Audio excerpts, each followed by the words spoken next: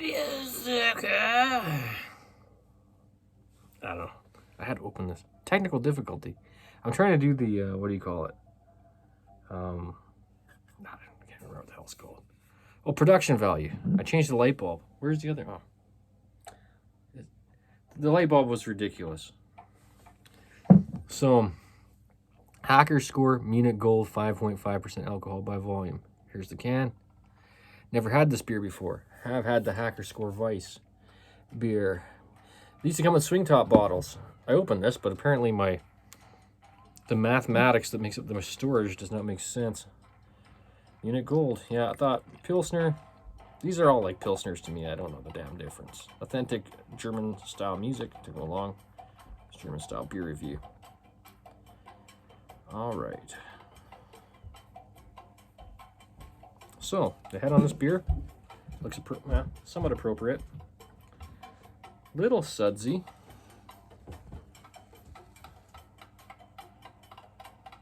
Skunky, out of a can. Imagine that.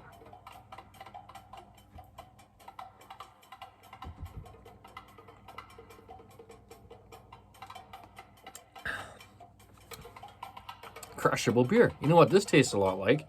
Pilsner or Califit didn't use hop extract. Well, could there be extract in this beer? I don't know. Do you think Hacker Score would use malt extract? I don't know, because the whole thing's in, it says water, malted barley, and hops. Not really getting the hop extractiness from it. It just tastes like straight up hops. Definitely noble type hops.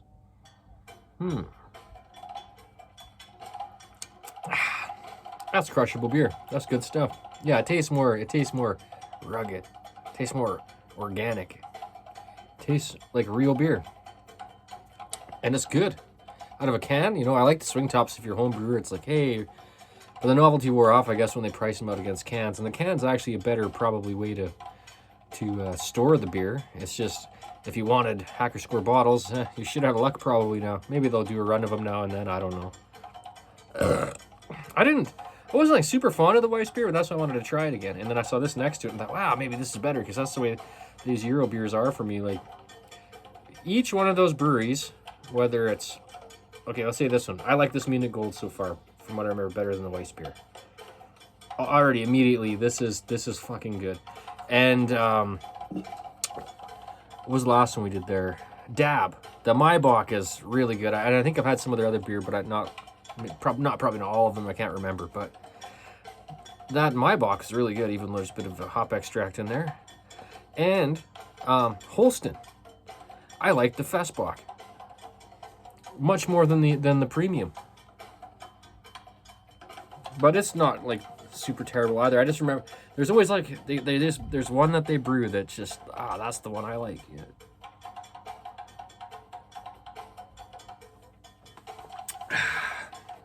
Well, nothing wrong with this beer.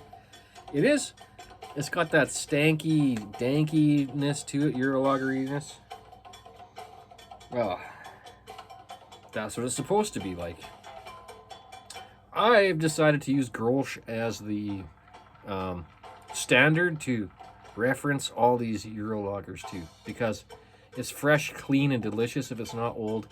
And it's basically like some kind of Dutch Pilsner, I guess. And if it's not super skunked, and there's no extracts in it, and it's just a good device to measure these two, so that the rating makes a little more sense to everyone. I think that's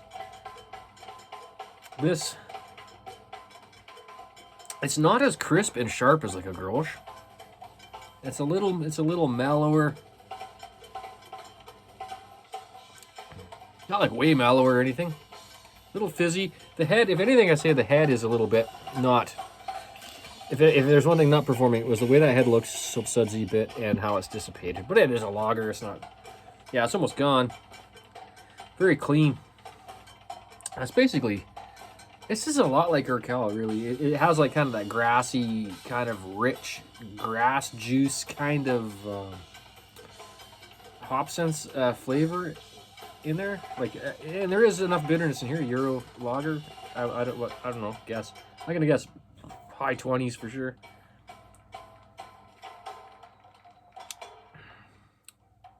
Yeah, stanky, but it's got a little bit of, you know, barleyness. Just plain pale, pilsnery, malty barleyness to it. It's there. In a plain, raw, pale malt way, but it's just a little more, you're tasting it a little more than usual. I like this beer. I like this beer a lot. Well, it's pretty simple brew. It doesn't really need to go much longer than this. I don't know what I'll give it. It's not the best lager I've ever had, maybe. That's for sure. But it is rugged, raw, and it's the real deal. It's real beer, 100%. As far as I can tell. As far as the ingredients let on, it's the real shit, so.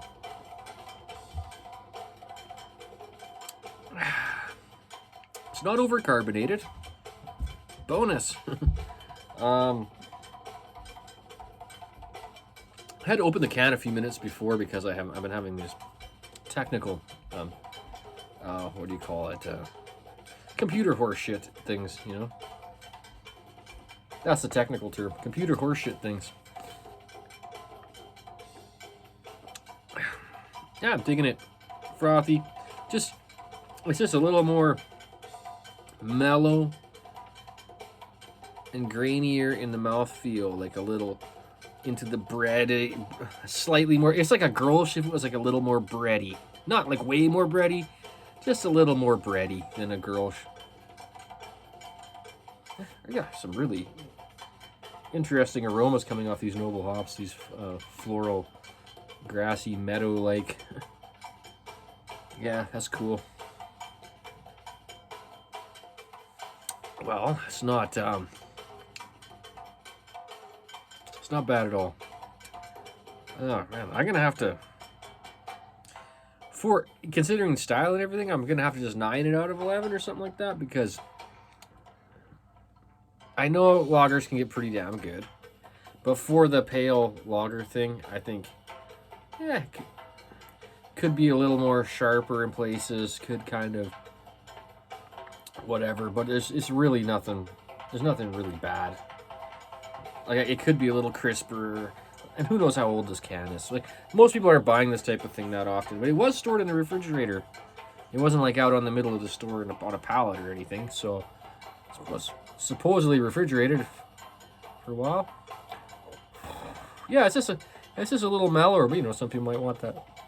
It's like a little more, slightly more bready than your real sharp, bold, stanky, kick-ass, skunky Euro lagers sometimes.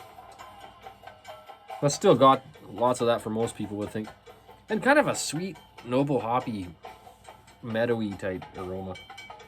Yeah, that's pretty good.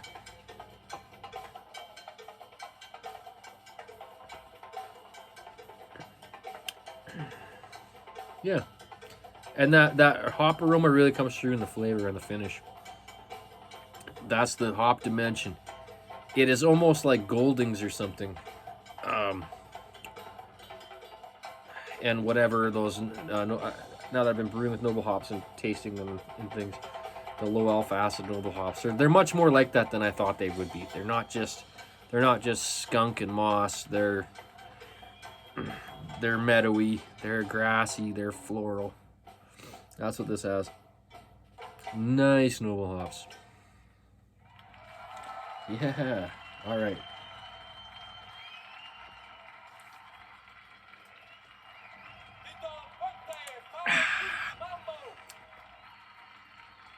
Pretty damn good. Yeah, 9 out of 11. That's what this beer is. At least, maybe. I don't, now, like, tasting out these, yeah, it just adds in it. With those hops shining through, those noble hops in the end, that's making me like it a little more, like, as you know how you get down the beer. That's why I like to finish the beer, because it kind of morphs a little bit, opens up as you drink it. It soaks